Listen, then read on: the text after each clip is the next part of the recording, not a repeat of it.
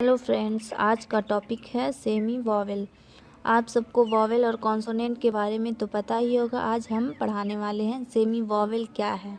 Semi vowel दो होते हैं, डब्ल्यू और वाई को सेमी वॉवेल कहा जाता है। जब ये शब्द के शुरू में होते हैं तो इसे कॉन्सोनेंट कहा जाता है, और जब ये बीच में या अंत में होते हैं तो ये वॉवेल कहलाते हैं। आइए हम एग्जाम्पल से समझते हैं। जैसे WOW, वो जो है शुरू का जो लेटर है वो डब्लू कौन मूल ध्वनि में आ रहा है तो उसे कॉन्सोनेंट कहा जाएगा, और जो अंत का जो है वो ऊ की ध्वनि में आ रहा है तो उसे वॉवेल कहेंगे।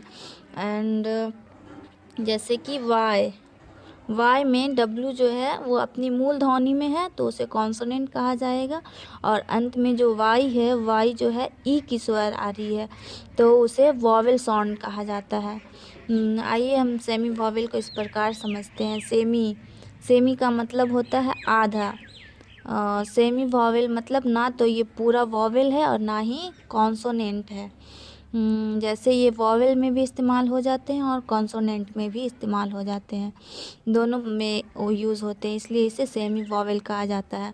कुछ एग्जाम्पल देख लेते हैं, जैसे कि my, by, syllabus, boy, ready, very, ये सारे में ई का साउंड आ रहा है तो ये सारे वॉवेल में सेमी वॉवेल कहलाएंगे। ये सारा का साउंड है कॉन्सोनेंट, पर अपना साउंड जो दे रहा है वो वॉवेल का दे रहा है। जैसे cow, how, flow, flower, new, क्रॉ।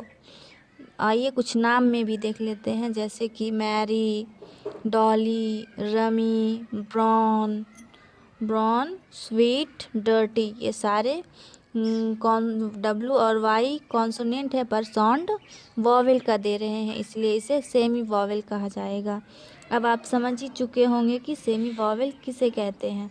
जहाँ डब्लू और वाई मूल ध्वनि में हो उसे कॉन्सोनेंट कहा जाएगा, और जहाँ डब्लू और वाई मूल ध्वनि में ना होकर स्वर ध्वनि में आए तो उसे सेमी वॉवेल कहा जाता है। Thanks for watching.